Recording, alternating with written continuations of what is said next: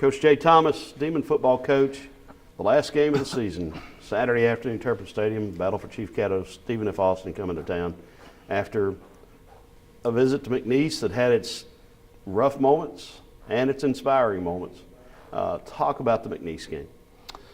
Well, we got off to a pretty good start in the game and had a nice play down to get us down inside the 10. And we had an opportunity to tie the game up. It was 10-3 at the moment. And unfortunately, we got the ball stripped away from us. It was a good play by them. Stripped it away. I was hoping that we were down on that play. They scooped, their defense scooped, and they scored. And, I think it was 95-yard return for a touchdown. And it really flipped the momentum. And I'm a big momentum guy, and it's just always been that way.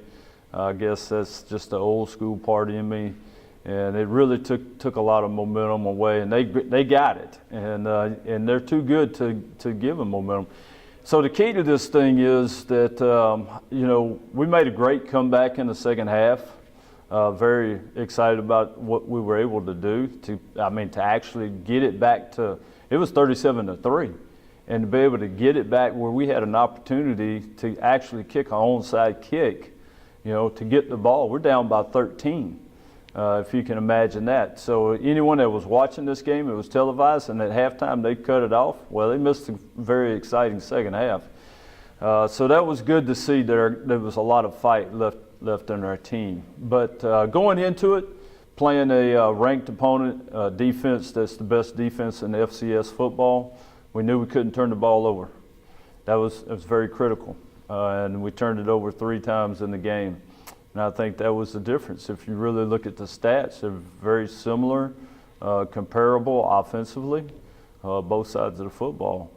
And I think that was the difference in turnovers. We won, but if you go back and look at the stats in the conference play, offensively, the time of possession is very close, and it has been all year. And I think we edged them out in this game in the time of possession by a little bit.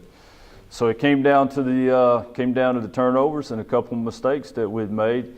Here's the thing: we got a blocked punt, we had a blocked field goal, a goal line stand again by our defense. So like you said, there was some really good stuff in there, but the bad things are very glaring and made a difference in the game. Well, one of the great things was certainly your passing game, 381 yards, all of it by Clay Holgerson, your junior quarterback. Most of it, 237 in the second half when he went 15 out of 21. He only had 1 interception. An extraordinary game, a school record game, breaking Bobby Hebert's record. But it wasn't just Clay that made that happen. Talk about what led to that success against the nation's #1 defense. Yeah, Clay did a fantastic job. Obviously, he threw the ball extremely well. Got his checks. He was on point with everything that was going on. The sense of urgency was there. He knew he had to get the ball out because of the McNeese defense being so good, a very fast defense. I think our offensive line played really well, and our backs did a nice job in protection.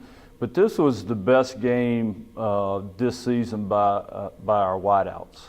I really thought they competed for balls really well. The route running was very crisp. But after the catch, we made plays. It's something that we've been kind of off and on with throughout the year. But, against some very good defensive backs that we were able to make some extra yards on after we caught the ball. Ran the ball very physical for the wideout group. So that was good to see, and I think all of that together, and the big challenge of playing the best defense in the country, that was there. And so pretty cool that Clay had an opportunity to break Bobby Hebert's record. Bobby Hebert, everybody knows, everything that he's done throughout, and he did throughout his career. So pretty cool for Clay.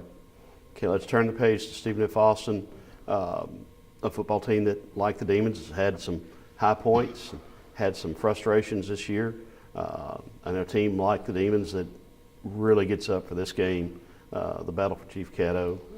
talk about SFA. Yeah, I mean, it's every year you just throw the records out. It doesn't really matter. I'm just looking at the stats a little bit, and very comparable. Once again, in a lot of areas with both teams, and very similar. And I think the only thing is they're pretty stingy on defense in the red zone, so we're going to have to find a way to score. But it's always fun playing for Chief Caddo, and I think since we've been here, we've had him twice. Lost him twice. Seemed like we win him here and we lose him on the road, and some close games on the road. So we're looking forward to it. Be our seniors, be their last home game here in Turpin Stadium. So we want to send them out right way, and hey, we can still finish the month of November 3-1.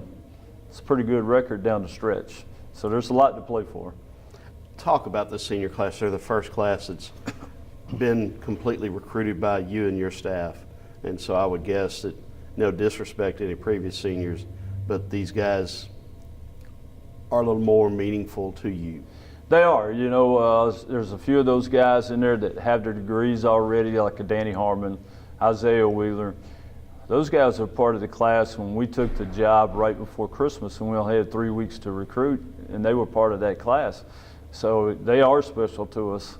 Some of these guys, other guys came along a little bit later, but they've gone through a lot of ups and downs throughout the program. They've got to see where we started and where the program is headed, and it's headed in the right direction. It's really close at this point in time. I think you can look at it and tell, and they know, and they put a lot of hard work in heading into this season. So you got to give them a lot of credit, and to be able to hold this team together. There's points and times throughout this year where we lost some really close games, and the team could have went the other way, but the leadership of these guys, they brought us through, and we've battled every week. So we really appreciate everything they've done for us in their time, and we just need it one more time. If the team was going to disintegrate, it might well have been last week, 37-3 down early in the third quarter. Yeah, it could have folded the tent, and but at halftime those guys were in there. Hey, we've done it before. We can get back into this thing, and that shows you the character of the team.